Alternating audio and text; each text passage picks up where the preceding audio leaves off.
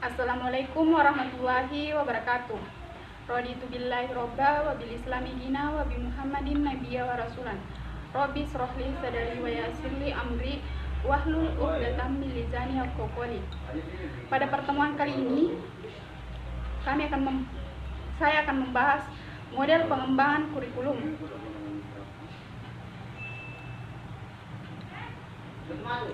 Pengertian model pengembangan kurikulum. Model pengembangan kurikulum adalah model yang digunakan untuk mengembangkan suatu kurikulum, di mana pengembangan kurikulum dibutuhkan untuk memperbaiki atau menyempurnakan kurikulum yang dibuat untuk dikembangkan sendiri, baik dari pemerintah pusat, pemerintah daerah, atau sekolah. Model pengembangan kurikulum menurut Dekker-Walker. 1. Model pengembangan kurikulum Dekker-Walker. Yang kedua, model pengembangan kurikulum Malcolm Skilbeck. Yang ketiga, model pengembangan kurikulum Ralph Taylor. Yang keempat, model pengembangan kurikulum Robert S. Sykes.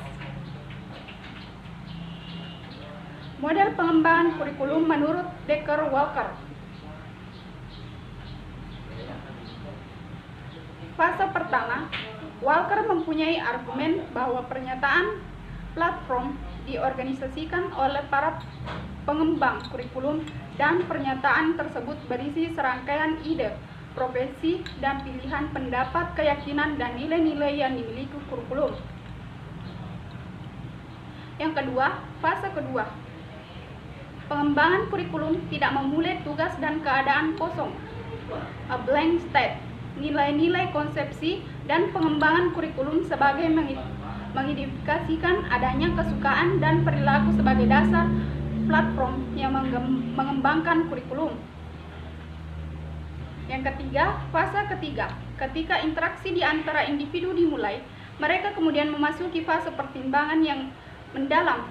Selama fase ini, individu mempertahankan pernyataan platform mereka sendiri dan menekankan pada ide-ide yang ada. Fase keempat, fase model terakhir Walker adalah menggunakan bentuk desain. Pada fase ini, developers membuat keputusan tentang berbagai komponen proses atau elemen-elemen. Model pengembangan kurikulum menurut Malcolm Skilbeck.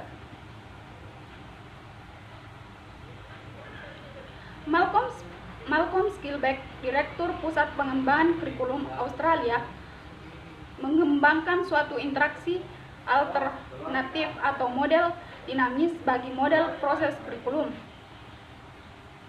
Pendapatnya mengenai sekolah didasarkan pada pengembangan kurikulum SCBD, sehingga Skilbeck memberikan suatu model yang membuat pendidik dapat mengembangkan kurikulum secara tepat atau realistik. Dalam hal ini, Skilbeck mempertimbangkan model dinamik in nature.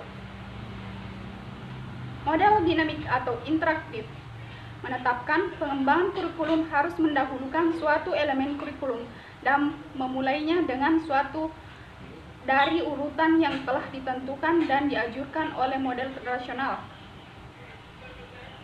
Model pengembangan kurikulum menurut Ralph Taylor. Ralph Taylor menyatakan bahwa terdapat 4 hal yang perlu diperhatikan dalam mengembangkan kurikulum, di antaranya tujuan pendidikan yang ingin dicapai, pengalaman belajar untuk mencapai tujuan, pengorganisasian pengalaman belajar, pengembangan evaluasi. Model kurikulum Taylor. Disiplin oriented. Kurikulum ini mengorientasikan agar peserta didik menguasai disiplin keilmuan. Yang kedua, child center, berorientasi pada pengembangan kepribadian serta keterampilan peserta didik. Yang ketiga, society centered, mengorientasikan pada perkembangan masyarakat ke arah yang lebih baik. model pengembangan kurikulum menurut Ralph W. Taylor. Robert S. Sykes mengemukakan 8 model kurikulum berikut beberapa model kurikulum yang dikembangkan oleh Sykes. Yang pertama, model administrasi.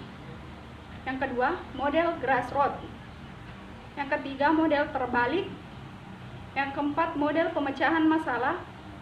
Yang kelima, model demonstrasi. Yang keenam, model backup. Yang ketujuh, model Rogers. Yang kedelapan, emergency technical models. Itulah tadi pemaparan materi dari saya. Lebih dan kurangnya mohon dimaafkan. Wabillahi taufiq wal hidayah. Wassalamualaikum warahmatullahi wabarakatuh.